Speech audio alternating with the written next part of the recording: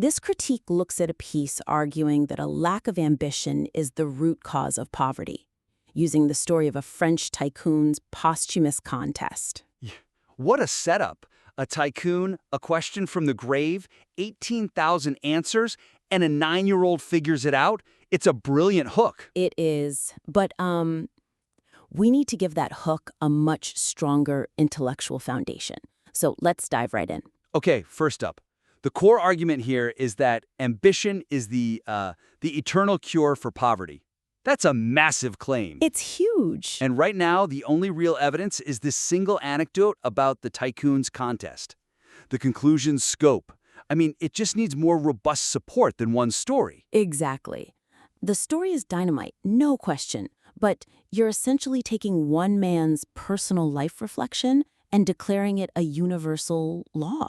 Right. And that creates a logical gap, you know? It risks making the whole thing sound a little reductive. Yes, overly simplistic for something as complex as poverty. So the question is, how do we add that complexity without losing the punchy narrative style the writer is going for? Well, one way is to just briefly distinguish between ambition, the internal drive, and the external stuff, the systemic opportunities. Okay. You could add a quick phrase, something that acknowledges that, yeah, bad luck and bad timing are real, but then pivot to say that ambition is the prerequisite, the internal engine that lets you actually seize an opportunity when it finally shows up. Or, and maybe this is simpler, you could just give a quick nod to how this idea of ambition lines up with or maybe challenges modern economic thought. For sure. Just a single sentence to show the reader, hey, I know this is a complicated debate. That's all it takes. Okay, my next point. To make the argument really unassailable, the piece needs to stop just dismissing the common answers. Money, skills, opportunity. Exactly. And instead show how ambition is the thing that activates them. I think that's crucial. Because right now the text lists those answers and then just throws them away as incorrect. Yeah, and that's risky.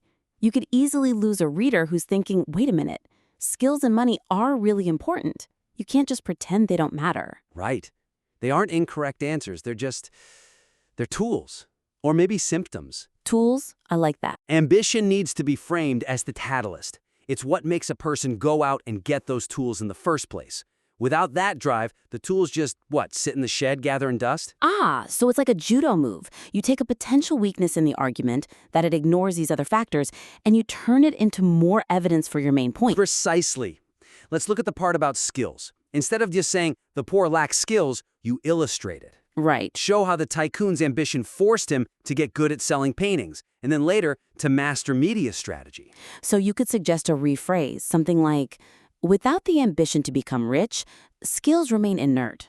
Ambition is what gives you the push to acquire and actually use them. Exactly. It reframes the whole relationship. Okay, let's talk about the ending, the climax, the 9-year-old's big insight. Yeah, that defining moment. It's good, but it needs to be sharpened a little to really connect her idea of ambition, which is just raw desire, with what the tycoon actually did. I see what you mean.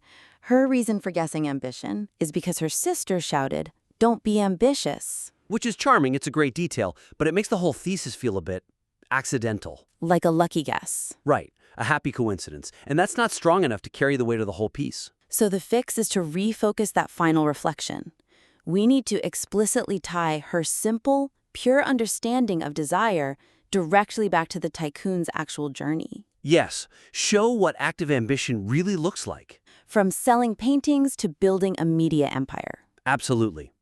After you quote the girl, you need a powerful, quick phrase that just slams her idea of desire right into his moment of action. For instance, describing his ambition not just as a wish, but as the willingness to risk everything on those first paintings.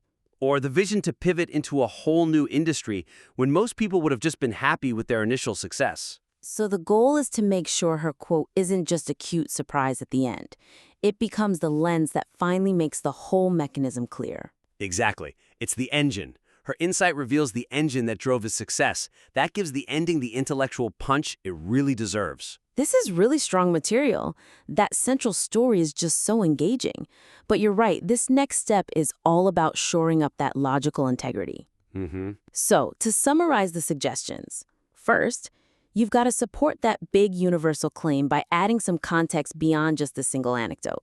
Right. Second, stop discarding the other answers like skills and money.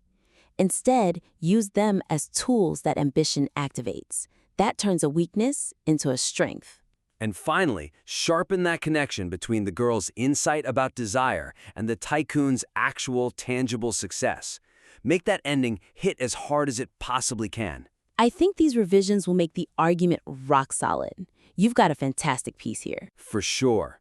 Go implement these changes, and we strongly encourage you to send the revised version back to us for a follow-up. Until then, keep digging.